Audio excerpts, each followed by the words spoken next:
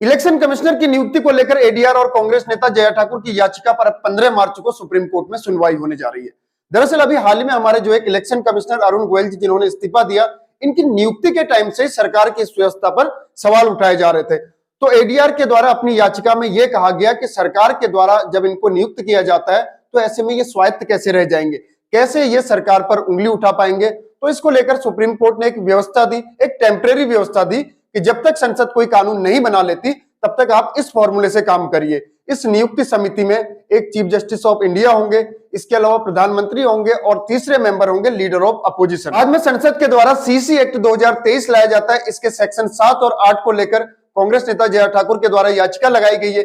एक तरह से एक स्वस्थ, निष्पक्ष और पारदर्शी चुनाव के लिए यह सबसे जरूरी होता है कि जो चुनाव आयोग है उसको निष्पक्ष बनाया जाए, और ये निष्पक्ष तभी हो सकता है जब इसकी नियुक्ति को लेकर सभी व्यवस्थाएं निष्पक्ष तरीके से की जाए। यानी इसकी नियुक्ति वाले पैनल में सरकार ही सबसे ज्यादा हावी दिखती है। तो ऐसे में चुनाव आयोग सरकार पर ही, जो उसको नियुक्त कर रहे हैं उस पर ही नियंत्रण कर पाएगा। ये बात समझ से परे है, क्योंकि संस्थाओं के बीच, जो इस तरह की स्वायत्त संस्था है, उनके बीच सेपरेशन ऑफ पावर बहुत जरूरी है। दरअसल इलेक्शन कमीशन एक परमानेंट कॉन्स्टिट्यूशनल बॉडी है। संविधान के अनुच्छेद 324 में इसका उल्लेख किया गया है। ये हमेशा से ही बहुसदस्यीय नहीं रहा है।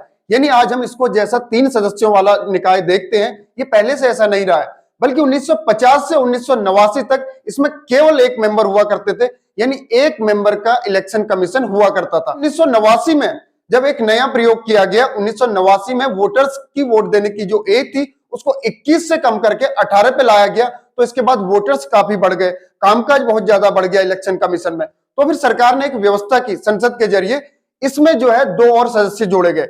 लेकिन बाद में 1990 में, 1 साल बाद ही दोबारा से इस पुरानी व्यवस्था को ही बहाल कर दिया गया। यानी एक बार फिर से इसको एक सदस्यीय आयोग बना दिया गया। 1993 में एक बार फिर से वही बहुसदस्यीय व्यवस्था को लाया गया, जो अब तक चल रही है। हालांकि अभी इस समय केवल एक ही मुख्य चुनाव आयुक्त हमारे चुनाव आयोग में है, क्योंकि अरुण गोयल जी के इस्तीफे से पहले ही पांडे जी फरवरी में रिटायर हो चुके थे। तो इस समय चुनाव आयोग में केवल एक मुख्य चुनाव आयुक्त है। संविधान के अनुच्छेद 324 में इलेक्शन कमीशन की स्वायत्तता को लेकर बहुत से प्रोविजन किए गए।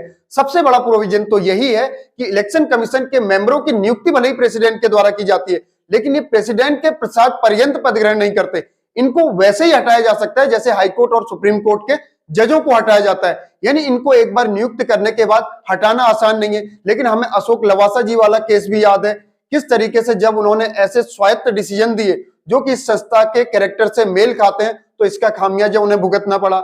इसके एवज में उनके घर वालों पर, किस तरीके से उनके करीबी रिश्तेदारों पर आईटी और सीबीआई की रेड पड़ती है, ये आपने काफी अच्छे से देखा। चुनाव आयोग के पास जिम्मेदारी बड़ी है तो इसको पावर्स भी ज्यादा दी गई है। इसके पास एडमिनिस्ट्रेटिव पावर्स है, इसके पास कंसल्टेटिव पावर है, इसके साथ ही इसके पास जुडिशियल पावर भी है। मान लीजिए किसी भी तरह का अगर कोई विवाद आता है, अभी हाल ही में हमने देखा कि महाराष्ट्र में किस तरह से 2 पार्टियों में चुनाव चिन्ह को लेकर विवाद हुआ था, तो फिर वो इलेक्शन कमीशन के पास जाते हैं। तो इलेक्शन कमीशन चुनावों के जो इस तरह के वाद विवाद होते हैं उनका निपटारा करता है। अगर चुनाव चिन्ह से संबंधित कोई वाद है, या फिर अगर किसी पार्टी को राष्ट्रीय पार्टी घोषित करना है, तो ये काम भी इलेक्शन कमीशन ही तय करता है। इसके अलावा कई बार राज्यपाल को और राष्ट्रपति को इलेक्शन से संबंधित कुछ मुद्दों पर अगर जानकारियां देनी होती है, सुझाव देने होते हैं, तो ये काम भी इलेक्शन कमीशन ही करता है। क्योंकि इसकी जिम्मेदारी सबसे बड़ी यही है कि इसको विधानसभा के सदस्य और संसद के सदस्यों के साथ साथ राष्ट्रपति और उपराष्ट्रपति के चुनाव में भी बहुत बड़ी भूमिका निभानी होती है। तो इस आधार पर इसकी स्वायत्तता को लेकर भी कई बार सवाल उठते रहते हैं कि इसमें सरकार का, संसद का ज्यादा से ज्यादा हस्तक्षेप नहीं होना चाहिए, बल्कि इसको एक तरह से स्वायत्त ही रहने देना चाहिए। इलेक्शन कमीशन के इतिहास में टीएन शेषन साहब जैसा चुनाव आयुक्त आज तक देखने को नहीं मिला। 1955 बैच के एक आईएएस ऑफिसर तमिलनाडु कैडर के थे। ये 1990 से 96 तक चुनाव आयुक्त रहते हैं। तो ये अपने चुनाव आयुक्त रहते हुए कई इस तरह के काम करते हैं जिसके लिए इनके कार्यकाल को आज भी याद किया जाता है। पहले तक हम पुरानी पिक्चरों में देखते थे कि किस तरह से बूथ कैप्चरिंग होती थी, दबंगों के द्वारा किस तरह से बूथ कैप्चर कर लिए जाते थे। लेकिन शेषन साहब के आने के बाद इस बूथ कैप्चरिंग पर लगाम लगाई गई और इन्होंने सेंट्रल पुलिस फोर्स को डिप्लॉय करवाना शुरू किया। इसके साथ साथ इन्होंने शराब पर प्रतिबंध लगवाया। चुनावी लेखा जोखा को लेकर भी ये काफी सख्त थे। इसके साथ साथ इन्होंने धर्म के नाम पर वोट मांगने को भी प्रतिबंधित किया। कुल मिलाकर टीएन शेषन साहब ने ठीक वैसे ही काम किया जैसा कि चुनाव आयोग रूपी स्वायत्त संस्था से अपेक्षा की जाती है। लेकिन क्या कोई दोबारा टीएन शेषन साहब जैसा बन पाएगा? हालांकि एक कोशिश अशोक लवासा साहब ने की थी, लेकिन उनके साथ क्या हुआ ये आप सबने बहुत अच्छे से देखा। तो अब जरूरत इस समय यह है कि कुछ इस तरह के प्रोविजन किए जाएं कि इलेक्शन कमीशन की स्वायत्ता को लेकर किसी भी तरह का कोई सवाल न उठ पाए।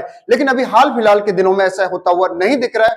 पर अभी देखते हैं कि एडीआर और ये जो कांग्रेस नेता जया ठाकुर की याचिका पर सुनवाई होने जा रही है 15 मार्च को कल, तो इस पर क्या होता है तो देखते हैं क्या स्वायत्त संस्था वाकई में स्वायत्त बन पाएगी। आज के लिए फिलहाल इतना ही, आगे फिर होगी मुलाकात किसी और नए मुद्दे के साथ। तब तक के लिए जय हिंद, जय भारत।